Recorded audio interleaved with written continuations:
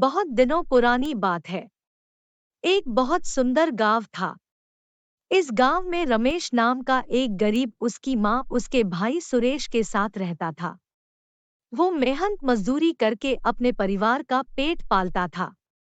वह पास के जंगल में जाकर सूखी लकड़ियां इकट्ठा करता और गांव में जाकर बेच देता। उस जंगल में विशाल पेड़ था।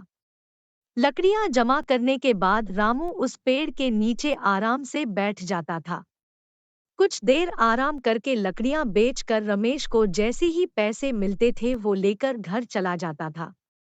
रमेश बोला, माँ, बहुत भूख लगी है, आज जो भी होगा दे दो। चलो सुरेश, खाना खाते हैं। माँ ने दोनों को बासी रोटियां परोसी। सुरेश बोलता है, क्या माँ, रोज वही बासी खाना? कुछ तो नया दिया करो। माँ कहती है, सुरेश ऐसा नहीं बोलते बेटा, जो भी प्यार से मिला उसे खाना चाहिए। रमेश बहुत मेहनत करके पैसे लाता है, जिससे हम सब बासी रोटियां तो खा सकते हैं। रमेश को अपने परिवार का यह हाल देखा नहीं गया। वह उदास हो गया। हमेशा की तरह रमेश रोज जंगल में जाता, सूखी लकड़ियां जमा करता और उस पेड़ के नीचे बैठ जाता। लेकिन रमेश आज ज्यादा ही चिंतित था। उसे समझ नहीं आ रहा था कि वह क्या करे। तभी एक चमत्कार हुआ। उस विशाल पेड़ की आत्मा प्रकट हुई। उस पेड़ ने रमेश से पूछा, हे बेटा, तुम चिंतित क्यों बैठे हो? क्या बात है? तब रमेश ने कहा, अरे तो तुम बोल भी सकते हो। जी हाँ बेटा। तब रमेश ने उस पेड़ को अपनी हालत बताई। तभी उस पेड़ ने चमत्कार करके जादुई छड़ी रमेश को दी। फिर रमेश ने कहा, एक मामूली लकड़ी की छड़ी, इसका मैं क्या करूंगा?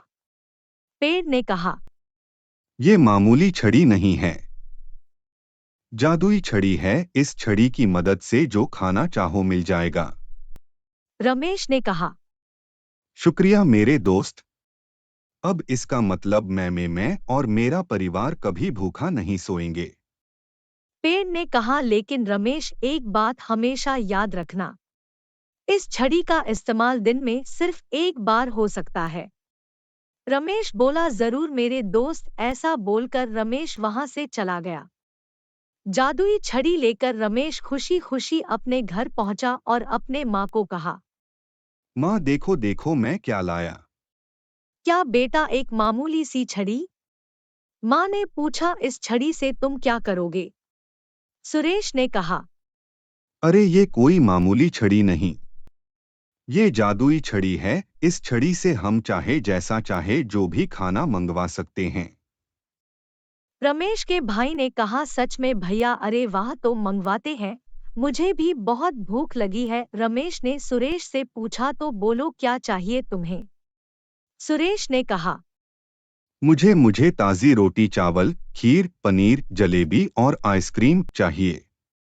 सुरेश ने मांगा। ऐसा कहते ही रमेश ने छड़ी को गोल घुमाया। सच में जमीन पर जो मांगा वो आ गया। फिर उन सब ने उस दिन पेट भरकर खाना खाया। रमेश फिर हर दिन जंगल में जाता, सूखी लकड़ियां जमा करता, पेड़ के नीचे बैठ जाता। एक दिन घर से रमेश की माँ बाहर गई। सुरेश घर पर अकेला ही था। उसे जोर से भूख लगी थी। उसने वो जादुई छड़ी ली, गोल घुमाया और खाना मिल गया। सुरेश ने उस खाने को बड़े चाव से खाया और सो गया। इधर जंगल से रमेश भी घर जल्दी वापस आ गया। उसे भी जोरों से भूख लगी थी। वो भी छड़ी को ढूंढने लगा। छड़ी मिलने के बाद रमेश ने उस छड़ी को गोल घुमाया। जो खाना चाहिए था वह मांग की, पर खाना नहीं मिला। रमेश ने फिर छड़ी को घुमाया, फिर भी खाना नहीं आया। तब उसे पेड़ की कही बात याद आई कि छड़ी को दिन में सिर्फ एक बार घुमाना है। माँ भी घर वापस लौटी। उसने देखा कि रमेश रो रहा है और सुरेश आराम से सो रहा है। उसने सुरेश को नींद से उठाया और रमेश को पूछा, बेटा क्या हुआ, तुम क्यों रो रहे हैं? रमेश बड़े दुख से बोला। तब माँ को सारी बात समझाई। माँ, मुझे जोरों की भूख लगी थी, इसलिए मैं घर जल्दी आया। छड़ी को घुमाया पर मुझे खाना नहीं मिला। इस सुरेश ने छड़ी का पहले इस्तेमाल कर लिया। माँ ने सुरेश को समझाया, बेटा सुरेश हमेशा दूसरों के बारे में सोचा करो, खुद के बारे में सोचने वाला स्वार्थी कहलाता है। जो भी मिला बांटकर खाना चाहिए, चाहे वो थोड़ा हो या ज्यादा।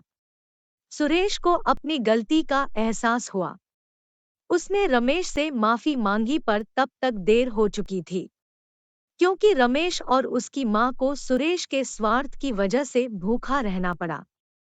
तो बच्चों, देखा आपने, हमें कभी स्वार्थी नहीं होना चाहिए और खुद से पहले परिवार के बारे में सोचना चाहिए।